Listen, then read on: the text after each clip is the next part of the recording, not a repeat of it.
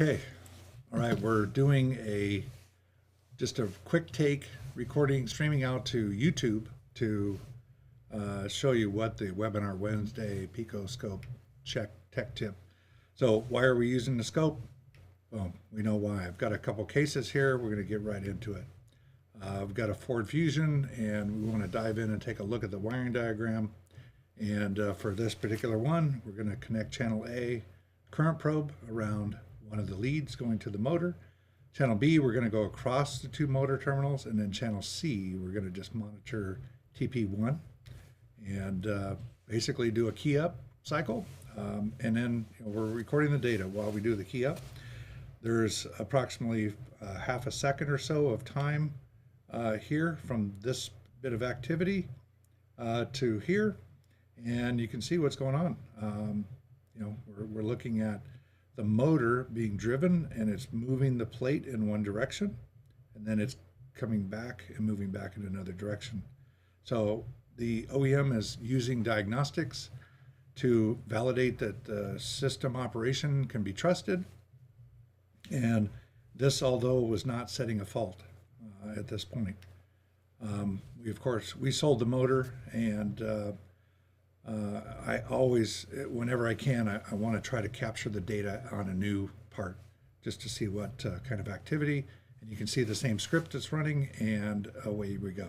There's the vehicle. This now looks nice and clean. And if we do a comparison, you can see clearly nice and clean pushes. No anomalies here, and here's our old one. There's the two comparatives, and I also like to take the part apart, and this is what I saw. The commutator, everywhere around this commutator was nice, this nice copper look, except for this area right here. The end of these two bars looks like they got a little toasty at one point. And those, my assumption here is that this is brush material that's embedded into the commutator, and it's causing high resistance, and that's why we have these low points here. Okay. All right. Second vehicle, 2005 Mustang, lacking acceleration, PO61F, internal control module throttle performance, and throttle actuator control. And actually, let's just go back in case you weren't able to see this motor here because my big head was in the way. Let's take it out. So there's our motor there. Okay, let's go to the previous picture. You can clearly see this thing, these dark spots here, and so on. 2005 Mustang lacking acceleration, PO61F and a P2110. Let's look at the wiring diagram. I connected my channel A across the motor terminals for voltage. D was connected amp probe here around this circuit, and then B and C were used to monitor TP1 and TP2. And we do a key up cycle, and same thing, just looking for anomalies. I didn't really see anything wrong except for this little bit of info. Later determined that, yeah, this definitely looks like it's got some sort of problem. We did not condemn the throttle body based on that alone. There's a lot of noise coming from the throttle body. It just sounded like it was worn out. So we went ahead and recommended a new throttle body, and of course I want to do a post repair measurement.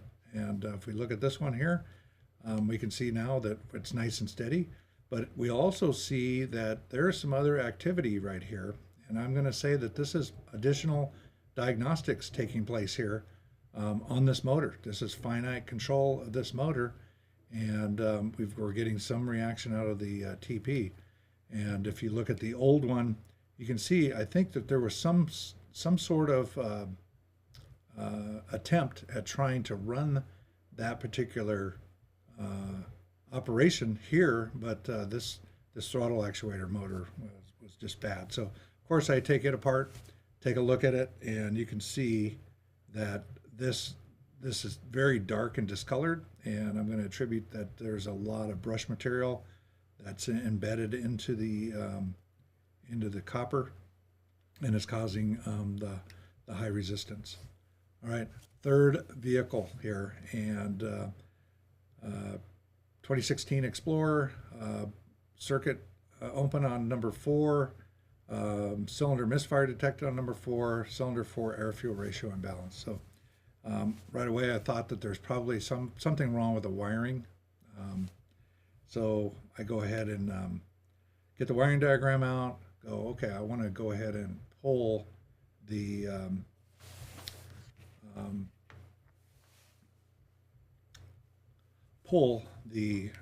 current probe on the injectors. And I go, okay, well, let's see if I can find the power supply for this, and I need to go to this other diagram. If I pull up the diagram, unfortunately, this is the feed right here. And there's no way to get to this wire.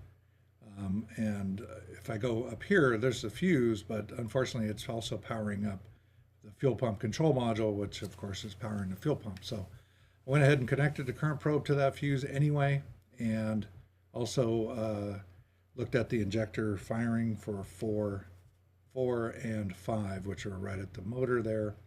And you can see I really didn't get a lot of useful information. Even zooming in, not a lot of useful data there. So what do we do? Well, at first I pulled my meter out and my volt ohm meter, put it in ohm meter mode, unplugged the injector, went right to the injector, it was 14 ohms. Went to the next cylinder, it was 14 ohms as well. So then I thought, well, let me try heating the injector up. So I get my heat gun out, have the volt ohm meter on the injector, and as I'm heating it up, I can see it start to change. So I said, oh, this is a good opportunity to pull out the ohm meter probe and connect it to the scope, and this is what I did.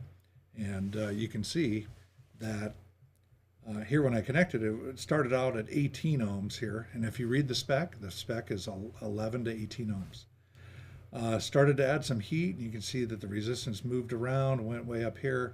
Then I removed the heat, and you look here, look at where the amperage, the ohmic value returned to 14 ohms. So pretty cool. I did do before I took it apart to replace the injectors, I did put the current probe on the individual wire right at the injector. So both of these are number 4, but the one on the right is a new injector. But if you look at the data here, I've got cursors marking the turn on point and the time that the pintle hump occurs. So this is where the pintle is actually making its way through and the injector's open. And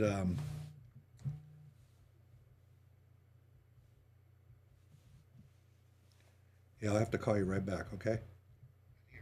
Thanks, bye. Sorry, got a phone call. I didn't mean to answer it, and I accidentally answered it. But you'll see that the time to open is 1.7 milliseconds, 1.7 milliseconds.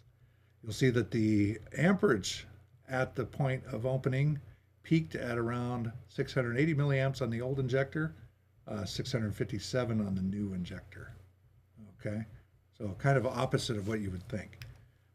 But I also took the injectors off, and we put them on my injector bench and ran the dynamic ohmic check, which actually is measuring the amperage flow and then determining what the amperage and voltage and determining what that internal resistance is. And you can see number 4, it's still 13.8 ohms, but the others, and what I traditionally see on a 14 ohm injector is usually around 11, 12 ohms. And you can see that there was just a little rise there, but the ultimate telling story here was using the ohm meter. All right, no questions. And this is a Jeep that was a total ass kicker. And this is where I'm going to end my test snippet presentation. So checking out the quality of the video. So thanks for watching this short little demo. This is really just kind of a test, and we'll talk to you soon.